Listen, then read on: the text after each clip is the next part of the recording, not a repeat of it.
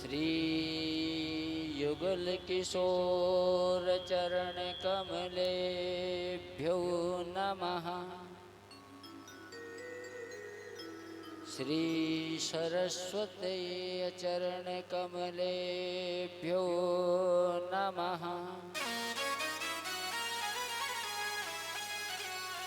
श्री हनुमते चरण कमलेभ्यो नमः।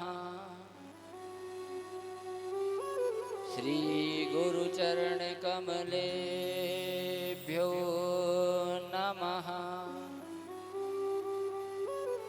ध्येयं सदा परिभवनमभीष्टदोहम् तीर्थास्पदं शिवविरञ्चनुतं शरण्यं प्रत्यार्तिहं प्रणतपालभवाब्धिपोतम् वन्दे महापुरुषते चरणारविन्दम्।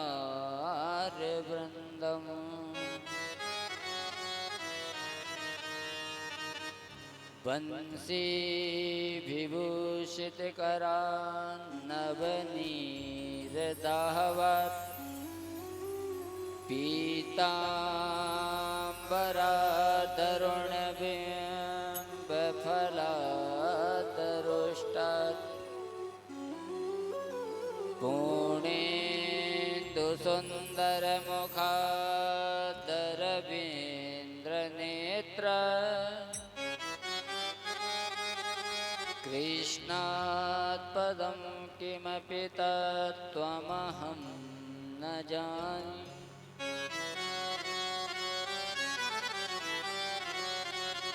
राधा मेरी स्वामिनी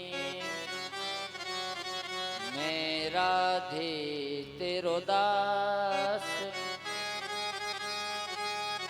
जन्म जन्म मोहे दीजियो श्री वृंदावन वास।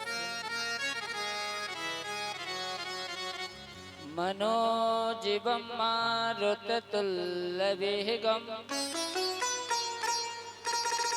जितेन्द्रियं बुद्धिमतां वरिष्ठम् वातात्मजं वानरयूथमुख्यम् श्रीरामदूतं शरणं प्रपद्ये। अतुलितबलधामं हेमशैलावदेहं धनुजवनकिशानं ज्ञानिनामाग्रगण्यम् सकलगुणनिधानं वानराणामधीशम्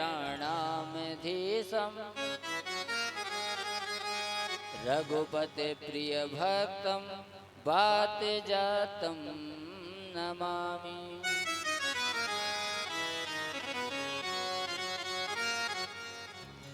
आइए हनुमंत बिराजिए कथा कहो मति अनुसार। आय के आसन लीजिए राजिए पवन कुमार। राधा मेरी मात है पिता मेरे घनश्याम। युगल किशोर के चरणों में मेरा कोटि कोट प्रणाम।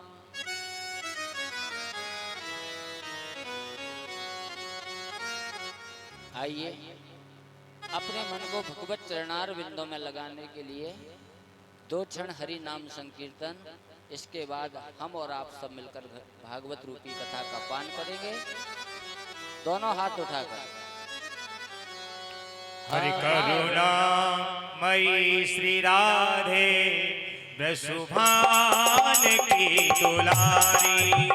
करुणा मई श्री राधे वृषभान की दुलारी। करुणा मई श्री राधे वृषभान की दुलारी। करुणा मई श्री राधे वृषभान की दुलारी।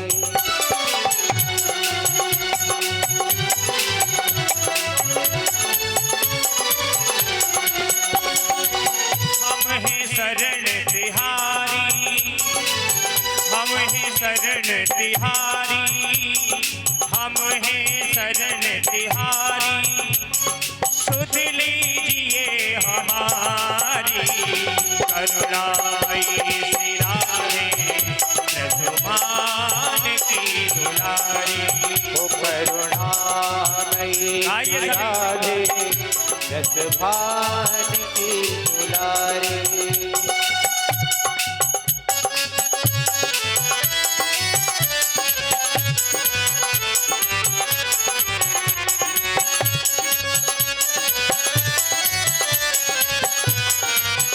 श्री राधे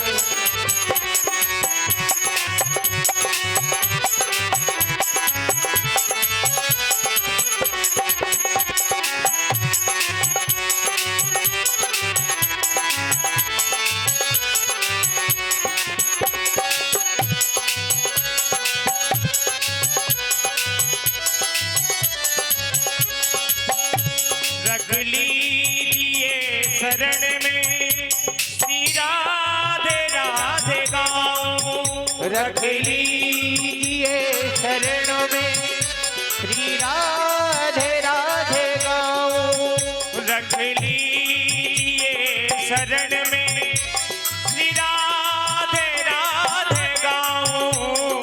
लीजिए शरण में श्री राधे राधे गाऊं।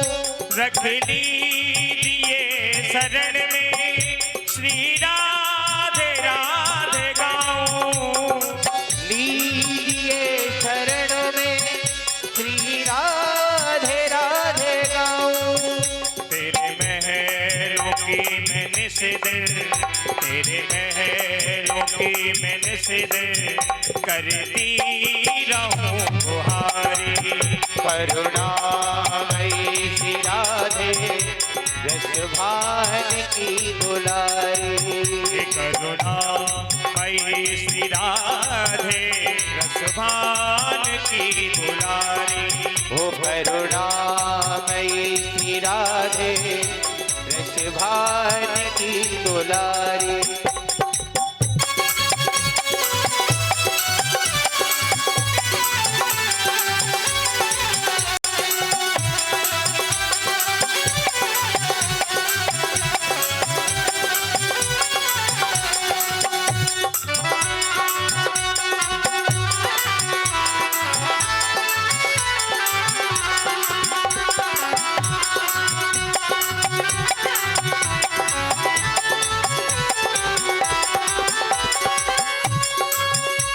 संसार में हमारा नहीं कोई आपके बिन।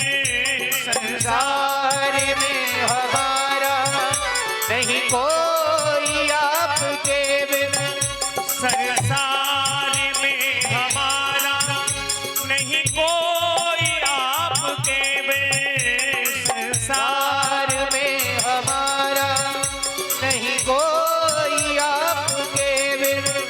अपना समझ कहोगी आएगा वो कब दिन। अपना कब कहोगी आएगा कब वो दिन। निज दासियों की दासी, निज दासियों की दासी मुझको बना लो प्यारी। निज दासियों की दासी मुझको बना लो प्यारी।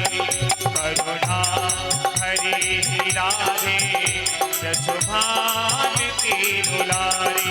ओ करुणामयी श्री राधे रसभान की दुलारी।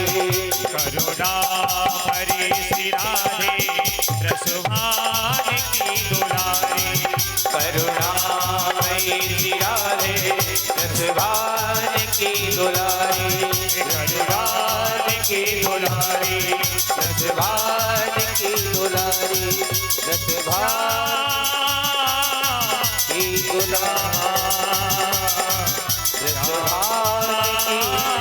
दुलारी। बोलो राधा रानी सरकार की जय। जय जय श्री राधे। अकारण करुणा वरुणा भक्त वांछित कल्प तल तड़िंदित विनिंदित पीतांबर धारी नंद नंदन यशोदा नंदन ब्रज चंदन मेरे बांके बिहारी लाल।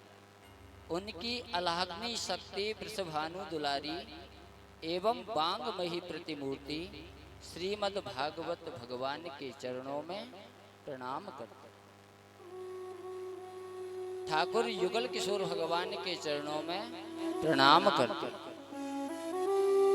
हनुमंत लाल के चरणों में सत नमन करते हुए सदगुरुदेव भगवान के चरणों में प्रणाम करते हुए समस्त यहाँ विराजमान समस्त सभी संतों के चरणों में प्रणाम करते हुए बरी वाले बाबा के चरणों में प्रणाम करते हुए बस्ती माता के चरणों में प्रणाम करते हुए सन्मुख विराजे धर्म मूर्ति भाई भक्तिमती माताएं बहनें उनके हृदय में विराजमान ठाकुर राधा रमण के चरणों में प्रणाम करते हुए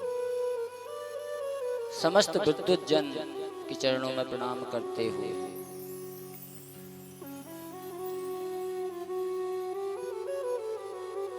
भागवत जी है क्या?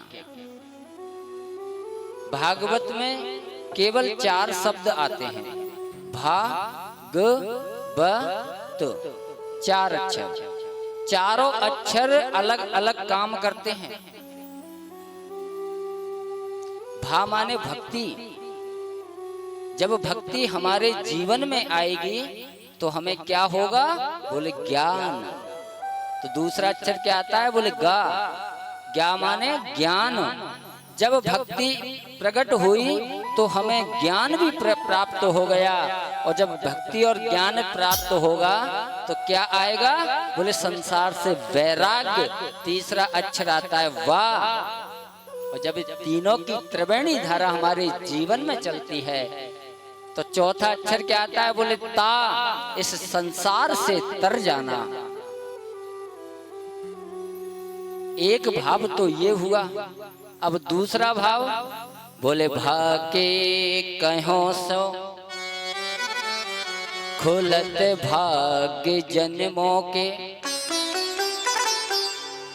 और गा के कहो सो गर ग्वान मिट जात है।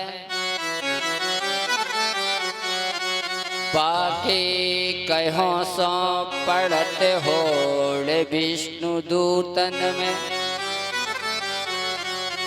और ताके कहो सो भव सो तर जात है। बाके कहने से हमारे जन्म जन्मांतरों के भाग्य उदय हो जाते हैं और गाके कहने से हमारे अंदर जो गुमान भरा हुआ है, हमारे जो शत्रु है ना, हम कहते हैं हमारे कितने शत्रु हो गए, दुश्मन हो गए, कोई भारी दुश्मन हमारा हो ही नहीं सकता। हमारा शत्रु तो हमारे अंदर बैठे हुए हैं। क्या? बोले काम क्रोध मद लोभ ईर्षा छल कपट इत्यादियों का जो शत्रुओं का समूह बना हुआ है वो गा के कहने से मिट जाता है। और बाके कहो सो पड़त होड़ विष्णु दूतन में। जैसे ही तीसरा अक्षर हमने जीवन में उतारा तो विष्णु के जो पार्षद होते हैं ना भगवान के, उनमें होड़ हो जाती है। बोले इसको लेने तो मैं जाऊंगा, इस भक्त को लेने तो मैं जाऊंगा। और ताके कहो सो भव सो तर जात है। जैसे ही भागवत हमने अपने जीवन में उतार लिए तो हमारा इस संसार रूपी समुद्र से तरना निश्चित है। और यदि कृष्ण की कृपा सो, यदि भगवान की कृपा से ये सप्ताह सुनबे को मिल जाए, ताए खास ही निवास ब्रजवास मिल जाते हैं। यदि भगवान कृष्ण की कृपा से अगर 7 दिन सप्ताह सुनबे को मिल जाए, उसको समझना कि भगवान ने अपने निज निवास श्री धाम वृंदावन में वास दे दिया। वृंदावन है क्या? वृंदावन कोई और नहीं। वृंदा कहते हैं तुलसी को। वृंदा जो होती है उसका नाम, तुलसी का नाम है वृंदा। जहां वृंदा का वन है वही तो वृंदावन है। और वृंदावन कुछ और नहीं, भगवान का निज निवास माने भगवान का हृदय है। इस पृथ्वी से परे है वृंदावन। 3 प्रलय होती हैं, नित्य, नैमित और महाप्रलय। नित्य और नैमित्य में वृंदावन का कुछ नहीं बिगड़ता और महाप्रलय में कुछ बचता नहीं है। ये 2 नगरी ऐसी हैं जो भगवान के हृदय बताई हैं। वृंदावन तो कन्हैया को हृदय है और काशी भोलेनाथ के त्रिशूल पर निवास करती है।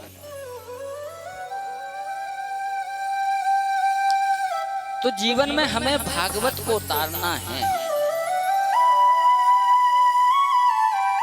कल जो महात्म्य की कथा हमने श्रवण करी, वो भगवान कृष्ण की जो लीला है, भगवान की जो कथा है भागवत की, उनका वर्णन कर रही थी कि भागवत से होता क्या है, भागवत जी करती क्या है, भागवत जी आई कहां से। और एक वर्णन और बताया, ये मनुष्य जो है ना 24 घंटे होते हैं। 24 घंटे में भगवान ने कहा कि बेटा तू 12 घंटे अपना कार्य कर और 12 घंटा तू मेरे भजन करा कर। मनुष्य ने कहा भगवान 12 घंटे में से 8 घंटे तो मैं सोने में निकाल देता हूँ, अब 4 घंटे में क्या कर लूंगा। तो बोले भैया तू 18 घंटा ले ले, 6 घंटा मुझे दे दे। बोले महाराज 18 घंटे में भी पार नहीं पड़ता। भैया 21 घंटे ले ले, 3 मुझे दे दे। बोले महाराज बिल्कुल नहीं दे पाऊंगा। भैया तू 23 घंटे 55 मिनट ले ले, लेकिन 5 मिनट तो मुझे दे दे। और लेकिन कैसे 5 मिनट देना है? ऐसे नहीं कि हम भजन कर रहे हैं, दूध वाला आया और बोले भैया दूध तो ले ले। भगवान ने कहा कि 5 मिनट ऐसे दे दे कि सामने मैं तेरे हूं और तू मेरे सामने है, संसार में कोई और नहीं है। और अपने आप से प्रश्न करो कि मैं संसार में आया तो क्यों आया, कहां से आया, क्या करने आया। जब आप ये सोचने लग जाओगे ना, कुछ समय बाद आपके अंदर से वो आवाज आएगी और भगवान सुतई आवाज अपनी आवाज से बोलेंगे कि अरे मूर्ख तू कोई और नहीं, तू मेरा ही अंश है। कहा है ना गोस्वामी तुलसीदास जी ने कि ईश्वर अंश जीव अविनाशी, ईश्वर अंश जीव अविनाशी, ईश्वर अंश जीव अविनाशी,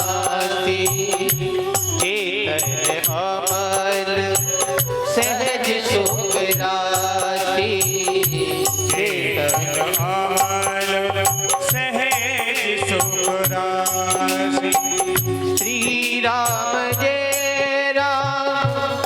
जय राम श्री राम जय राम जय जय राम श्री राम जय राम जय जय राम श्री राम जय राम जय जय राम श्री राम जय राम जय जय राम।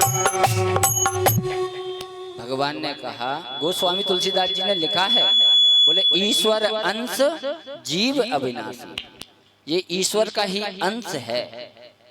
तो भगवान कहते हैं कि तू अपना कल्याण करने के लिए आया। 83,99,999 योनियों में तू भुगता, लेकिन जब 84 लाख योनि का नंबर आया तो मैंने तुझ पर कृपा की और तुझे मनुष्य शरीर दिया। कहा कि बेटा, हर योनि में तू अपना कल्याण नहीं कर पाया, लेकिन इस मनुष्य योनि में अपना कल्याण तो कर ले। और जो आने जाने का कुचक्र लगा हुआ है ना, पुनरपि जन्नम पुनरपि मरणम पुनरपि जननी जठरे शयनम, कभी मर जाना, जन्म लेना, कभी मातृ गर्भ में आना, इस कुचक्र से तेरा समाप्त हो जाएगा, तू मेरे धाम को प्राप्त हो जाएगा। 5 मिनट जब आप करोगे ना, तो 1 महीने 5 मिनट की, अगले महीने 10 मिनट आपका हो जाएगा। ऐसे करते करते आपका ध्यान बढ़ने लग जाएगा और आप मान लेना कि आप पर भगवान की पूर्ण कृपा होने लग गई। क्योंकि जब तक आप भगवान को याद नहीं करोगे, भगवान आपको याद करने वाला नहीं है। क्योंकि भगवान कहते हैं, मैं भक्तन को दास, भक्त मेरे मुकुटमणि। मैं तो भक्तन को दास हूँ। जैसे हम यहाँ भगवान का भजन करते हैं ना, भगवान हमारा भी भजन करता है। जैसे हमें बेचैनी होती है कि भगवान से कब मिले, भगवान को भी बेचैनी होती है कि मैं अपने भक्त से कब मिलूं। आगे कथा में आएगी, जब ध्रुव जी महाराज 5 वर्षीय जब तपस्या करने गए थे जंगल, तो जैसे ही 5वां महीना हुआ तो भगवान ने कहा ब्रह्मा जी से, बोले मैं भक्त को दर्शन देने नहीं जा रहा, मैं भक्त के दर्शन करने जा रहा हूँ। भगवान दर्शन करने आते हैं, देने नहीं आते। लेकिन आप सोचेंगे कि हमें तो संसार में रहना है, संसार में मर जाना है, कमाएंगे, बच्चों को दे जाएंगे, तुम्हारा क्या हो। जो मनुष्य जीते जी अपना कल्याण नहीं कर पाया, तो फिर किसकी आस करते हो कि मेरा कल्याण वो करेगा। पुत्र कभी नहीं कर सकता, उसको अपने से फुर्सत नहीं रहेगी, जैसे आपको नहीं रहेगी। तो ऐसे ही हमें अपने कल्याण का साधन स्वयं ढूंढना है। तो इधर सूत जी महाराज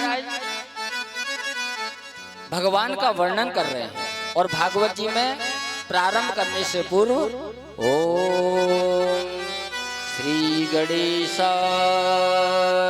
नमः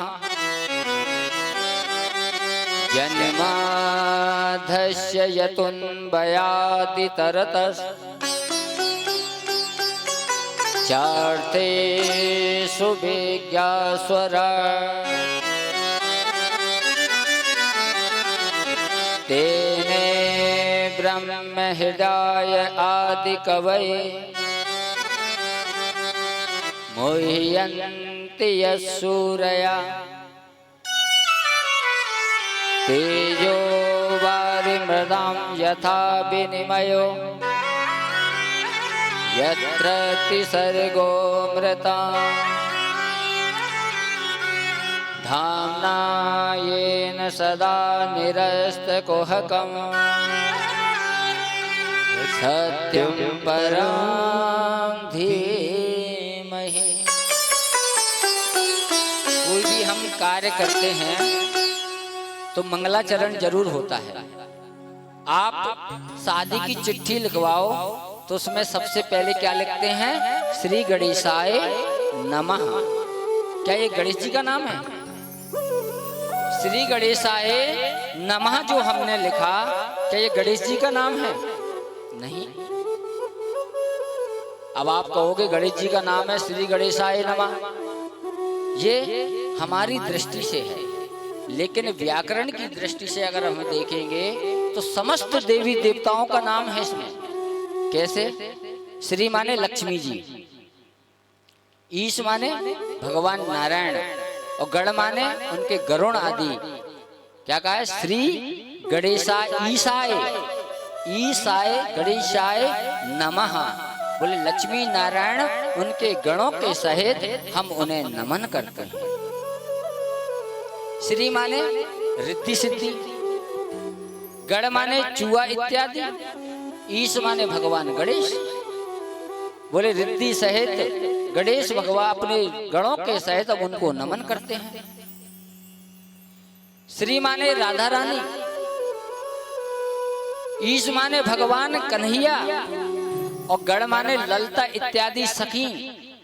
बोले राधा कृष्ण उनकी सखियों के सहित हम उन्हें नमन करते हैं। श्री गणेशाय नमः।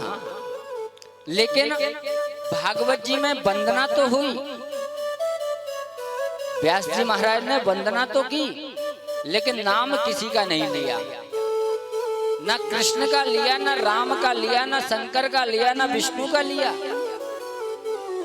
आप शिव पुराण उठाइए, उसमें वंदना हुई है तो शिव जी की वंदना हुई है, उसमें शिव जी को प्रधान बताया है।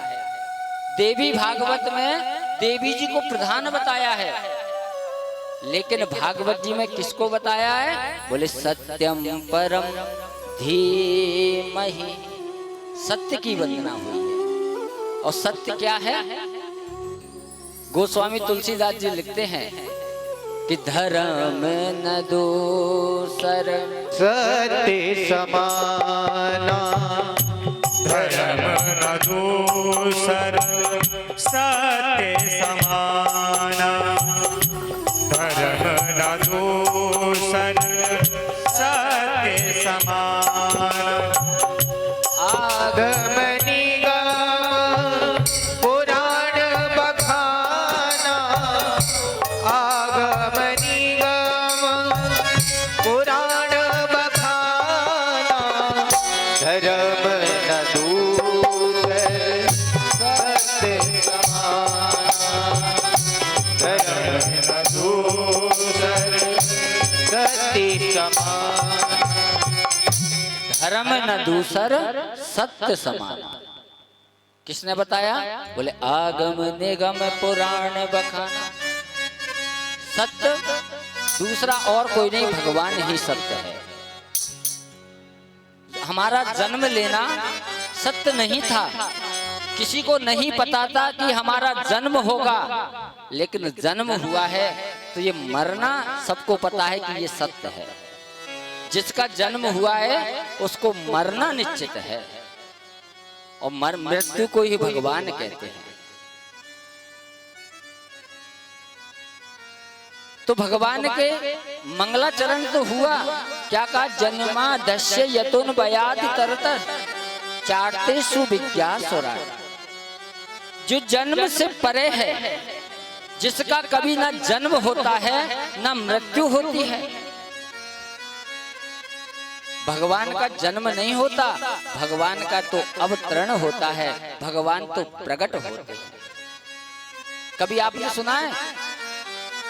हम स्तुति करते हैं कि भाई प्रगट कृपाला, भाई प्रगट गोपाला। कभी जन्म गोपाला तो नहीं कहा। क्यों? क्योंकि भगवान का जन्म होता ही नहीं। भगवान तो प्रकट होते हैं। कैसे? एक मनुष्य है, अंधा है, अब रास्ते में जा रहा था, रास्ते में कुआं था। उस अंधे को क्या पता कि कुआं है? वो अंधा उस कुएं में गिर गया। अब अंधा कुएं में गिरा तो उसने पुकारा, मुझे बचाओ, मैं कुएं में गिर गया। एक व्यक्ति सीढ़ी लगाकर उस कुएं में उतरा उसको बचाने के लिए। इतने में हो गई वहां भीड़। सबने देखा, एक बोला कि इसमें कोई गिर गया, एक व्यक्ति इसमें गिर गया। बोले नहीं भैया, इसमें दो गिरे हुए हैं। लेकिन जो अंदर दूसरा उतर के गया ना, वो बोला भैया मैं गिरो ना हूं, मैं तो उतर के आया हूं, गिरो तो एक ही है। कहने का मतलब ये संसार में, इस संसार रूपी समुद्र में ये मनुष्य रूपी प्राणी गिर गया है। इसको बचाने के लिए परमात्मा उतर कर आता है। लेकिन ये देखने वाली जो आंखें हैं ना कलयुगी, ये कहते हैं भगवान आ गयो, जन्म ले हो गयो, भगवान को जन्म है गया। भगवान का जन्म नहीं होता, भगवान तो अवतरण होता है। तो जो जन्म से परे है, मृत्यु से परे है, विराट स्वरूप है, जिसका कभी तो वो भक्त के हृदय में विराजमान हो जाता है और कभी वो इतना विशाल बन जाता है जिसकी कोई सीमा भी नहीं होती। वेदांत में तो कहा है तष्टा दशांगुलम्मा, वेदों में भी कहा है, माने अंगूठे के बराबर होकर वो हमारे हृदय में निवास करता है। और वेदांत शास्त्र में भी कहा है अणु ही जीवम प्रतिदेह भिन्नम, एक अणु के रूप में प्रतिदेह भिन्नम, हर मनुष्य में, जीव में, जंतु में, कीड़ा में, मकोड़े में इत्यादि में निवास करने वाला है। वो इतना सूक्ष्म भी बन जाता है और वो विराट भी बन जाता है। हिरण्य गर्भ मही नहीं, वो ब्रह्मा जी को भी वेदों का ज्ञान देने वाला है। ब्रह्मा को भी अपने नाभि से कमल प्रकट करता है और उस पर ब्रह्मा को भी प्रकट करने वाला है, जिसके नेत्र सूर्य और चंद्रमा है। तेजो बारी मृदाम, वो 3 जगह विनिमय करने वाला है। अब 3 जगह विनिमय भगवान ने कब किया? तेजो बारी मृदाम। तेजो बोलते हैं अग्नि को, बारी बोलते हैं जल को और मृदाम बोलते हैं मिट्टी को। इन तीनों में भगवान ने विनिमय कर दिया और एक युग में नहीं, 2-2 युगों में। एक राम जन्म में किया और एक कृष्ण जन्म में भी किया। राम में कहा किया? जो सीता माता की चरण इतने कोमल हैं कि कमल के पराग पर चलने से भी, कमल का जो पराग होता है ना अंदर, उससे अधिक कोमल कोई वस्तु होती नहीं है। उस पर चलने से भी मां जानकी का मुखमंडल कुमला जाता था, पसीना आता था। कितने कोमल थे मां जानकी के चरण, कितने कोमल थे। अब आप कल्पना करेंगे कि भगवान जब 14 वर्ष के लिए वनवास गए तो मां जानकी भी साथ में गई, तो उन कांटे कंकड़ों में मां चली, लेकिन मां जानकी को तनिक भी तकलीफ नहीं हुई। क्यों?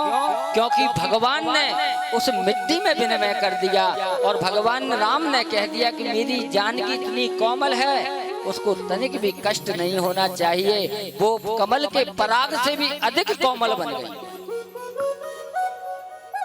भगवान ने अग्नि में विनिमय कहाँ किया? राम जी ने जब वन को जा रहे थे ना, मां जानकी को निवास दिया। अब हम अग्नि में हमारा हाथ जाने में दो तो जलेगा, अनजाने में दो तो जलेगा। अग्नि किसी को छोड़ती है? नहीं छोड़ती। अग्नि ये नहीं देखती कि उसका अनजाने में हाथ आया, मैं नहीं जलाऊं। अग्नि का काम क्या है? जलाना। लेकिन मां जानकी को निवास दिया। अब तो मैं करहूं अग्नि में वासा, अब मैं करहूं निशाचर नासा। हे जानकी, अब यहाँ से मैं नर लीला करूंगा, तुम अग्नि में निवास करो और मैं यहाँ से दुष्टों का संहार करूंगा। मेरी पृथ्वी बड़ी तकलीफ में है, मेरे साधु संत ब्राह्मण भक्त सब तकलीफ में, दुष्टों से मैं इनका नाश करूंगा।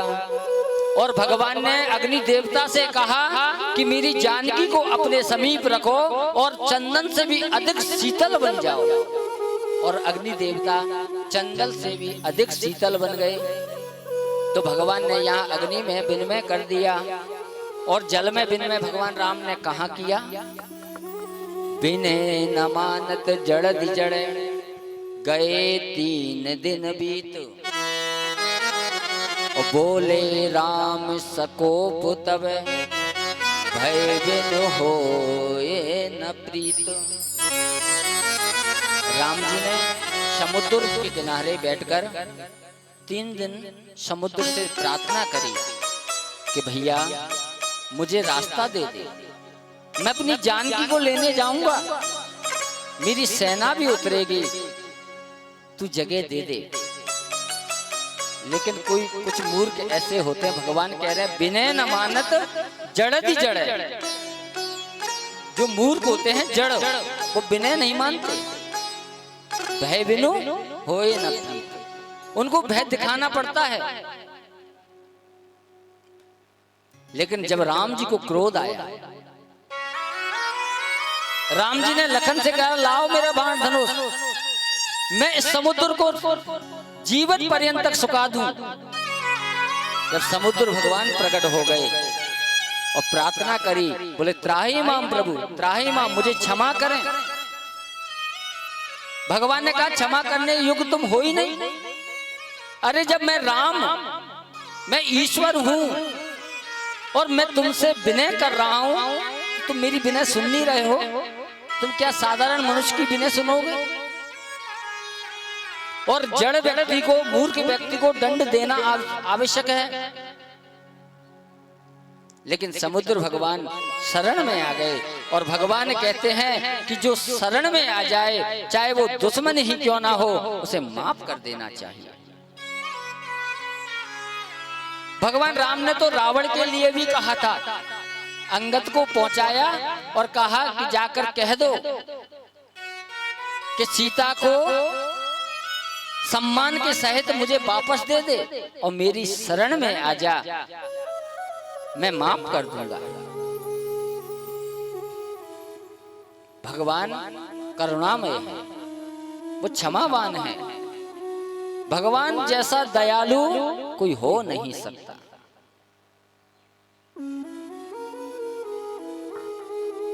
अब कृष्ण ने विनिमय कहां किया? अब आप जब राम जी ने विनिमय जल में किया तो कोई पत्थर माने जल में पत्थर को तैरा सकता है? नहीं तैरेगा। आप जल में पत्थर डालकर देखना तैर जाएगा, लेकिन नहीं तैरेगा। भगवान ने कृपा की किस पर? नल और नील पर।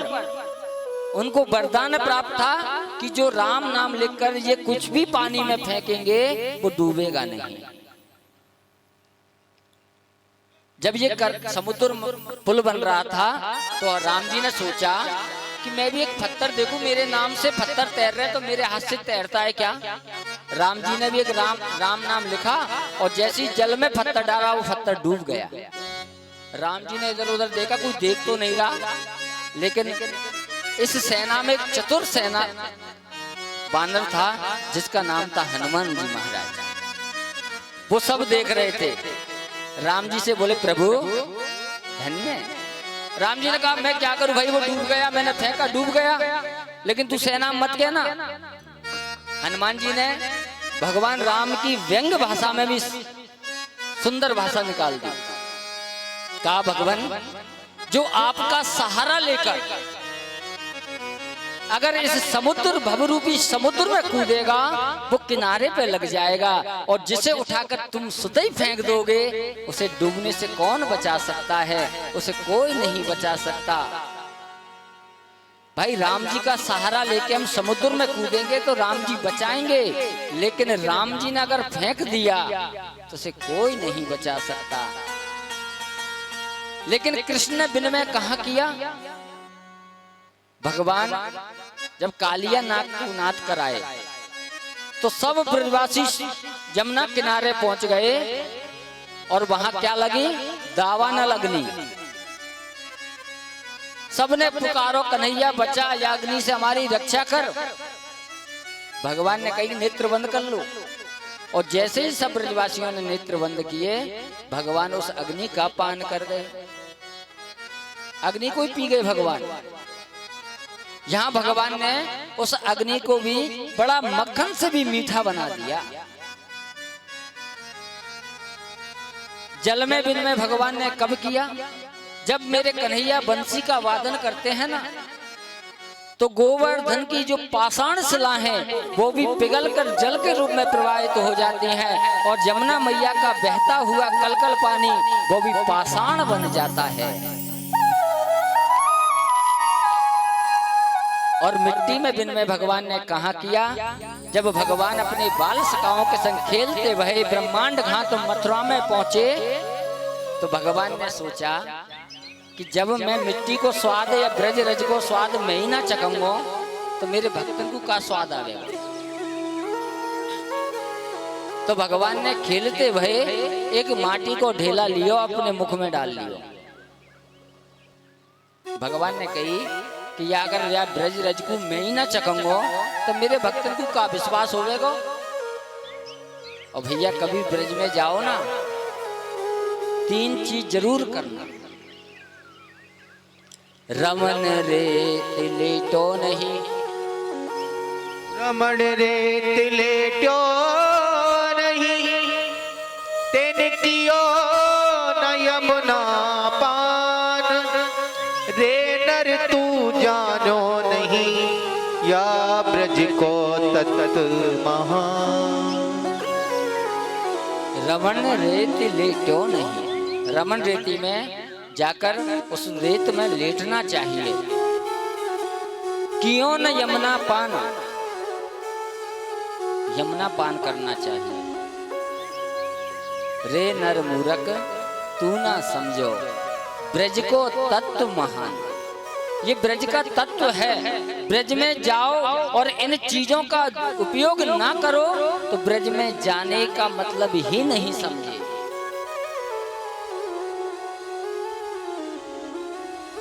तो किसकी वंदना हुई? सत्यम परम धीमहि। व्यास जी ने भागवत जी में ना किसी देवी देवता का नाम नहीं लिया। क्यों नहीं लिया? क्योंकि अगर राम जी का नाम लेते ना, जो रामानंदी स्वरूप वाले हैं वो समझते कि ये ग्रंथ हमारा है। अगर कृष्ण का नाम लेते, जो श्यामानंदी है ना, वो समझते ये ग्रंथ हमारा है। अगर शंकर जी का नाम लेते तो सन्यासी महात्मा ये समझते हमारा है। तो किसी का नाम नहीं लिया। क्यों? क्योंकि कुछ समझेगा ही नहीं, हमारा ग्रंथ है, सबका ग्रंथ है। सत्यम परम धीमहि, सत्य की वंदना की।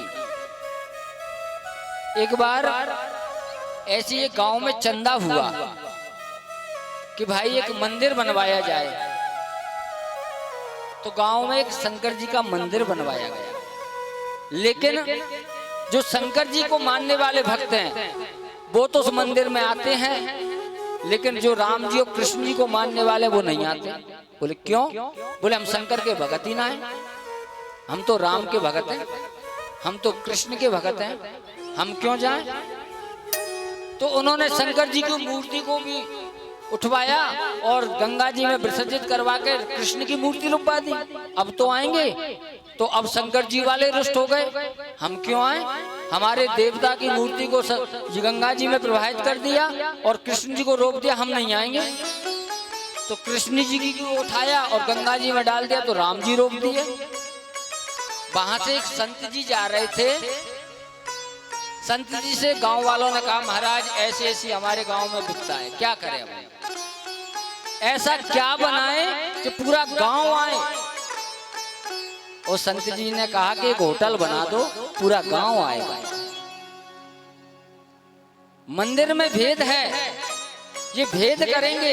ये श्यामानंदी है, ये कृष्णानंदी, शंकरानंदी, सब नंदी हो जाएंगे, अलग अलग धर्म का खंडन करेंगे। लेकिन होटल में कोई धर्म देखेगा नहीं, कोई जाति नहीं देखेगा, कोई कुछ नहीं देखेगा। वहां जाति नहीं देखेंगे, लेकिन हमारे धर्म में जाति देखेंगे। अरे ये तो हरिजन है, अरे ये तो वाल्मीकि है, अरे ये तो ब्राह्मण है। हमारे पहले कहीं भी जाति नहीं थी। हमारा केवल एक ही जाति है, वो है हिंदू सनातन धर्म। भगवान के यहाँ से 4 वर्ण पैदा हुए थे। वेदों में कहा है ब्राह्मणों से मुखमासीत बाहु राजन्य कृतः उरु तदस्या जद वैश्याः पदव्यांग गुंसूत्रो अजायतः।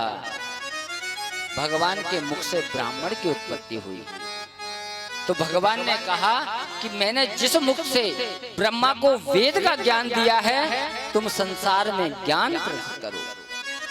तो ब्राह्मण को 6 कर्म दिए, ज्ञान देना, ज्ञान लेना, विद्या पढ़ना, विद्या पढ़ाना और यज्ञ करना, यज्ञ कराना।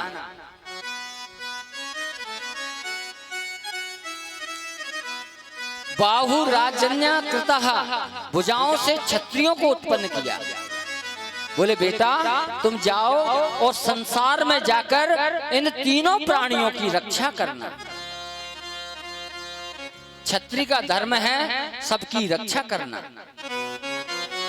पदव्यांग वैश्यों को जंगा से प्रकट किया, बनियाओं को। उनसे कहा कि बेटा जाओ, तीनों वर्णों का पेटों का पालन तुम करना।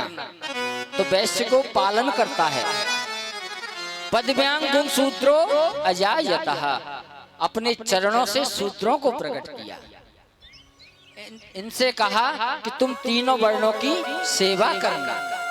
लेकिन आजकल किसी से शूद्र बोल दो तो वो गलत मान जाता है। अरे मुझसे शूद्र बोल दिया। लेकिन भैया एक बात और बताएं, हम भगवान के मुख की पूजा नहीं करते, हम मुख को नहीं छीते, ना हाथों को छीते हैं, ना जांग को छीते हैं। हम मस्तक कहाँ नवाते हैं? चरणों में। तो बड़ा कौन हुआ? किसको मस्तक नवाए हमने? चरणों में से कौन आया? शूद्र। तो मस्तक किसको नवाया? शूद्रों को। भगवान ने कहीं भी भेदभाव नहीं छोड़ा। लेकिन ये जाति जो है ना, ये हमने बनाई। जो जैसा कर्म करने लगा उस जाति में बना दिया। लेकिन हमारे यहाँ क्या है, एक जाति में बंटवारा होने लग गया। अरे ये तो इस जाति का है, इसे इस जाति को जाने दो। भैया हम सब हिंदू हैं और हमारा धर्म एक ही है, जो सत्य सनातन धर्म है। बाकी ये धर्म तो कोई 36,000, कोई 1 लाख, कोई 2 लाख, कोई 3 लाख, कोई 10 लाख वर्ष पहले बना है। बाकी हमारा सनातन धर्म तो अनंत कालों से है।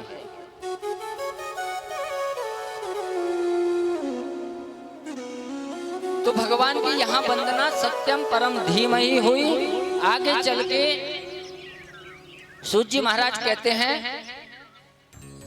बोले सोनकादिक ऋषियों,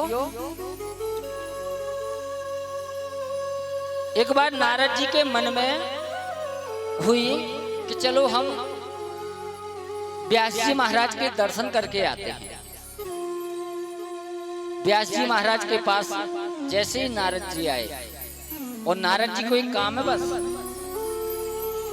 नारद का मतलब क्या होता है?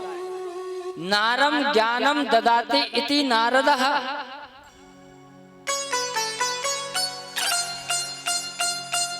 नारम अज्ञानम बुद्धिम खंडते इति नारदः। जो अज्ञान रूपी बुद्धि है हमारी, उसका जो खंडन कर दे उसे नारद कहते हैं। और हमारे ब्रज में तो नारद को एक ही शब्द लकार है, ना रद्द। जिसकी बात कहीं भी रद्द ना हो वो नारद है। लेकिन हम लोगों ने नारद को भी बदनाम कर दिया। जो इधर की उधर बात करते हैं ना, कभी इसके कान में ये बात भर दी, कभी उसके कान में ये बात भर दी। कहते अरे नारद जैसो काम का ही कर रहे हो भैया।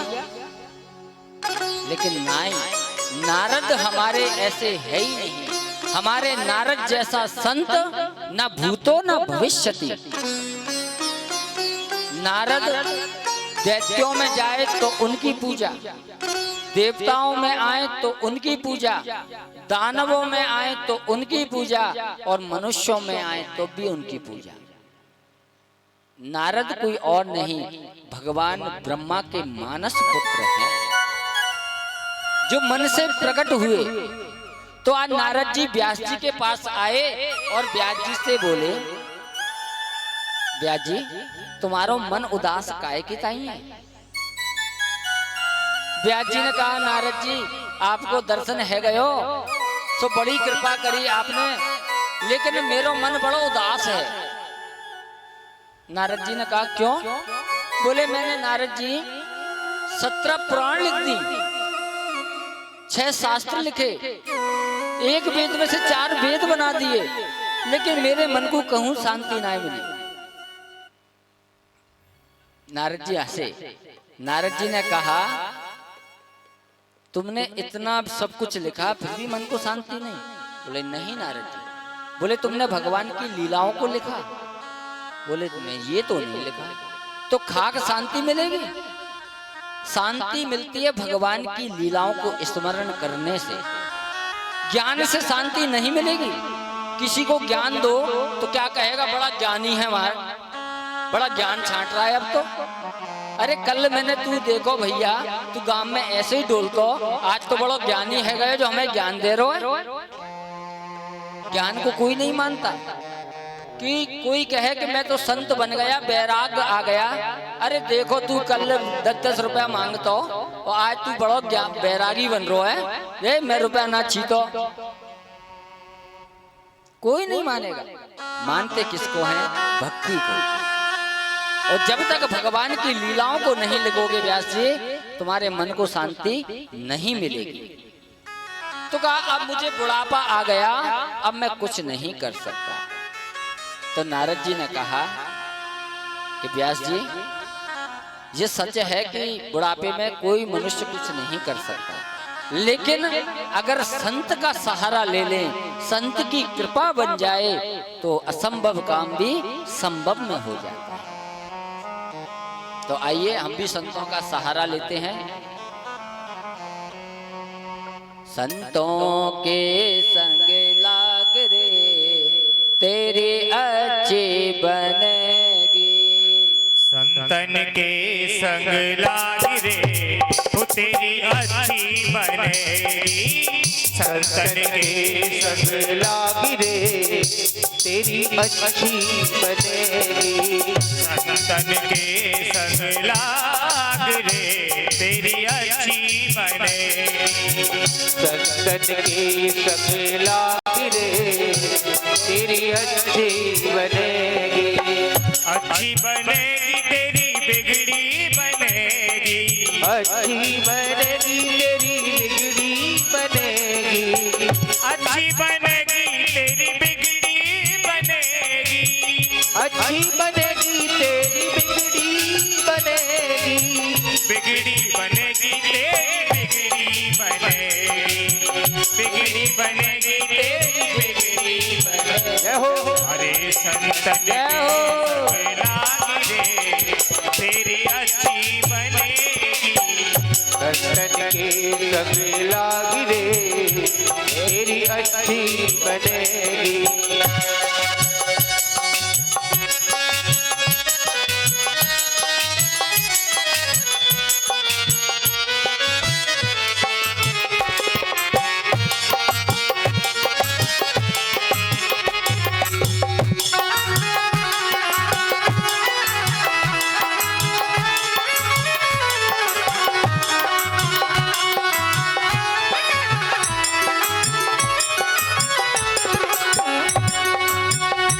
गाते तो है हंस करेंगे। और कागा से तो है हंस करेंगे।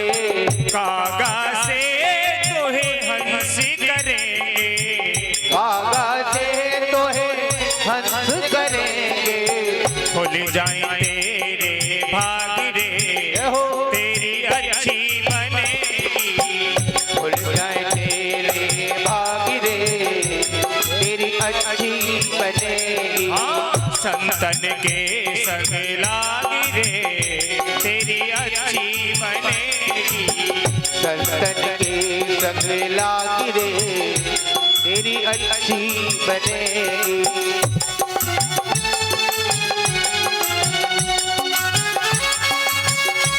जय हो। हरि बोल।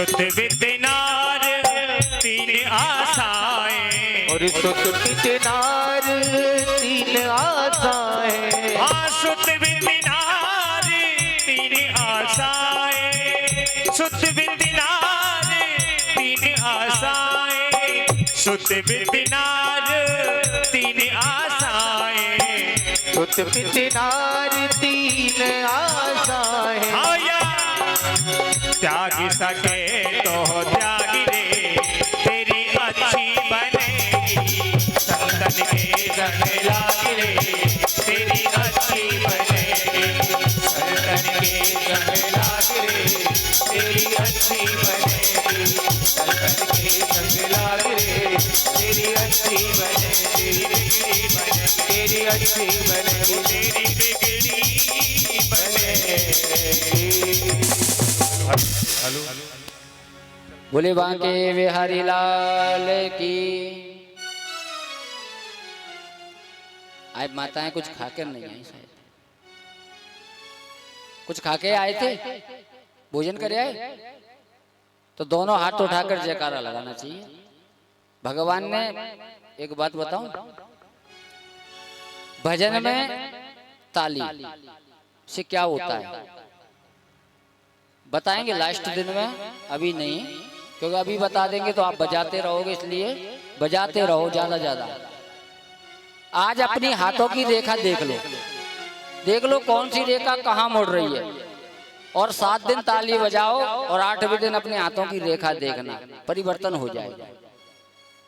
कब होगा? जब भगवान के भजन में ताली बजाए। क्यों? क्योंकि भगवान ने 2 हाथ दिए हैं, बड़े मजबूत दिए हैं, सुंदर दिए हैं, तो इनको उपयोग तो कर लो। ये भगवान ने ये जो शरीर दिया है ना, क्यों दिया है? भगवान ने 2 हाथ दिए तो क्या किसी को मारने के लिए या खाने के लिए दिए? नहीं, भगवान ने 2 हाथ दिए हैं ना, इसलिए दिए हैं कि मेरा भजन जहाँ होए ना, वहाँ सुंदर ताली बजाना। ये मुख जो दिया है ना, ये केवल खाने के लिए नहीं दिया कि किसी से गाली देने के लिए दिया हो, नहीं, ये मुख जो दिया है ना, ये उनके सुंदर सुंदर नामों को उच्चारण करने के लिए दिया है। और वास्तव में हमारी जिह्वा जब ही पवित्र होती है जब हम भगवान का नाम लेते हैं। जो कान दिए ना भगवान ने हमें, कान ये क्यों दिए हैं? ये सुंदर सुंदर गाली सुनने के लिए या सुंदर सुंदर ये आजकल गाने चल रहे हैं, ये सुनने के लिए नहीं दिए।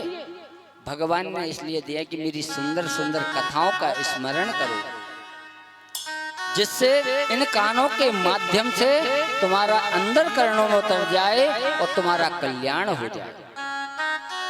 और भगवान ने चरण दिए हैं ना, ये सिनेमा हॉल जाने के लिए नहीं दिए, ना ये मन होटल जाने के लिए दिए। भगवान ने इसलिए दिए हैं कि मेरे मंदिर तक आए और मेरे दर्शन करे और अपना कल्याण करे। लेकिन बहुत से लोग कहते हैं अरे मंदिर जाने से क्या होता है, अरे हृदय में भगवान होना चाहिए। भैया ये बात सत्य है कि हृदय में अगर भगवान नहीं है, हृदय में काम क्रोध मद लोभ ईर्ष्या छल कपट भरा हुआ है, तो मंदिर जाने से भी कोई फायदा नहीं है। लेकिन मंदिर जाने से फायदा क्या होता है? मंदिर क्यों जाया जाता है? मंदिर इसलिए जाया जाता है कि अगर हम कहीं रास्ते में जा रहे हैं और हमें छाया नहीं मिली और भयंकर धूप है, तो क्या होगा? बुरा हाल हो जाएगा। तो हम क्या देखते हैं कि कहीं हमें छाया मिल जाए, जिससे 5 मिनट बैठकर हम अपने तसल्ली पूरी कर लें। तो ये मंदिर क्या है?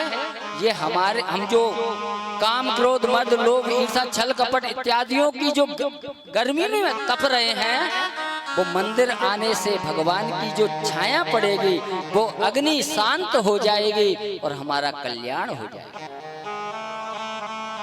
मंदिर आने से भाव भी जागृत होता है, मंदिर आने से हमारा कर्म भी पूरा होता है। लेकिन लोग कहते हैं मंदिर जाने से क्या फायदा।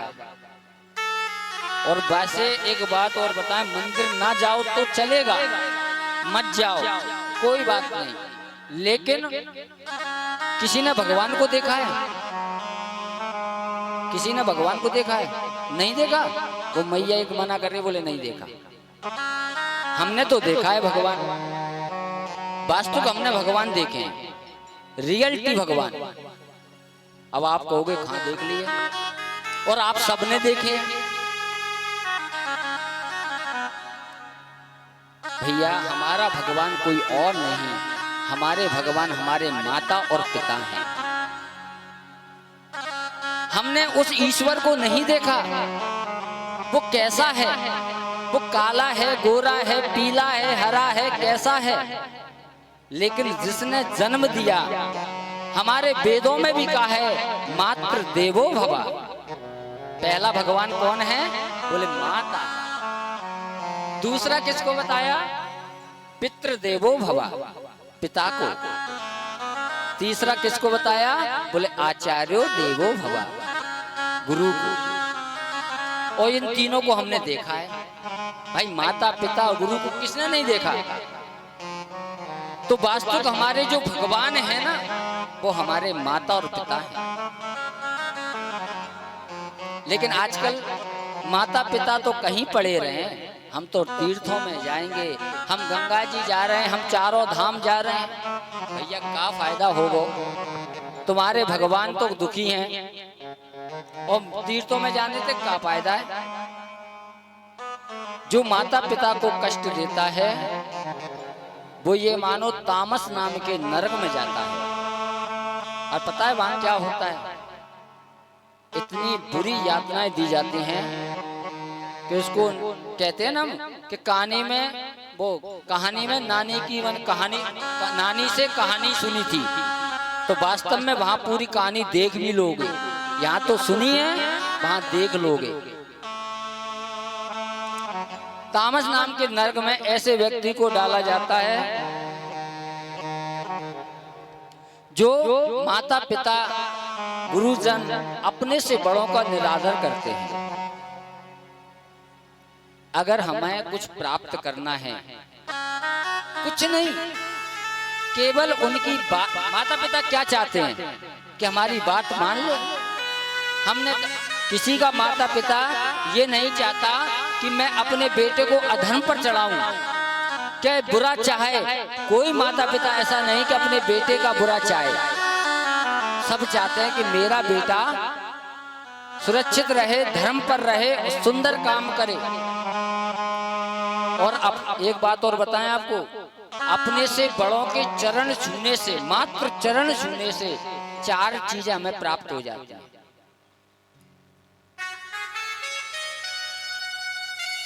कौन कौन सी?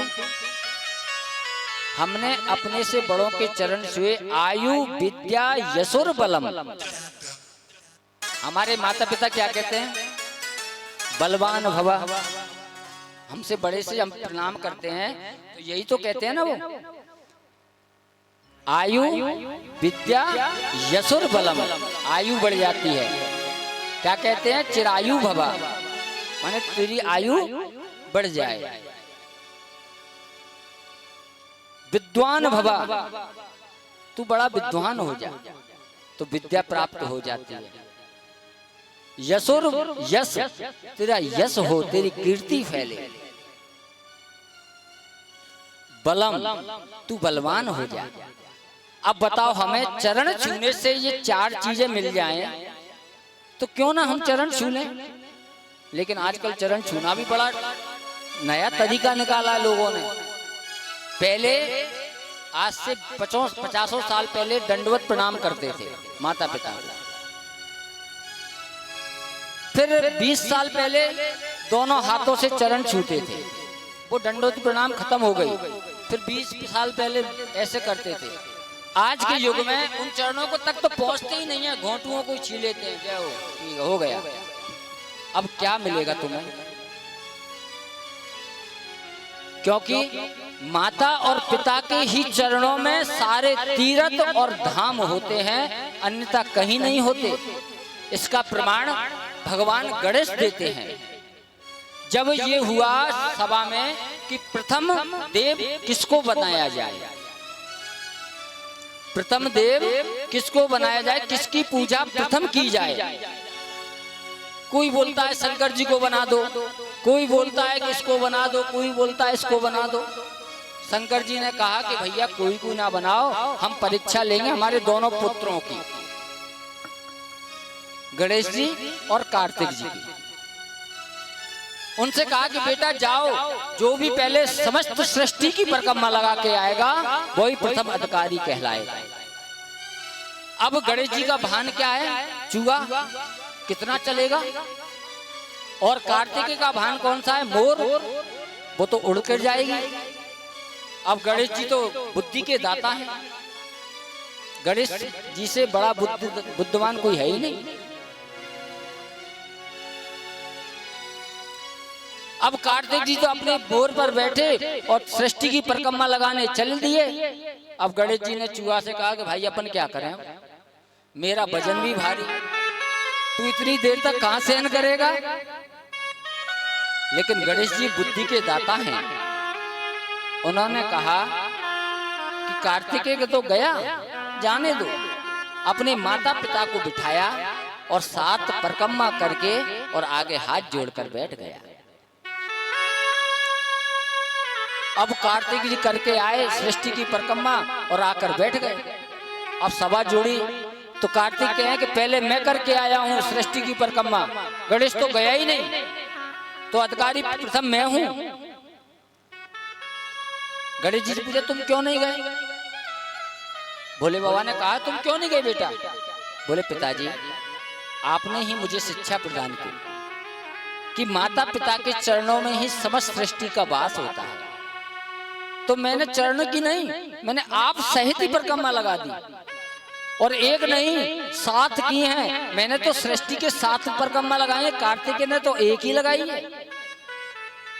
तो वहां भोलेनाथ ने कहा कि प्रथम अधिकारी पूजा का गणेश है। लेकिन गणेश जी ने कह दिया कि मैं अपनी पत्नियों के सहित पूजा नहीं कराऊंगा। तो गणेश जी की कहीं पत्नियों के साथ पूजा नहीं होती, किसके साथ होती है, गौरी माता के साथ, माँ के साथ। केवल देव एक है गणेश जी जो अपनी माँ के साथ पूजे जाते हैं, बाकी सब देव अपनी पत्नियों के साथ पूजे जाते हैं। तो 10 मिनट का विश्राम, प्रसाद कुछ दे रहे हैं, फिर पुनः कथा प्रारंभ। आप जो दे रहे हैं वो प्रसाद लीजिए, एक भजन का भी आनंद लो।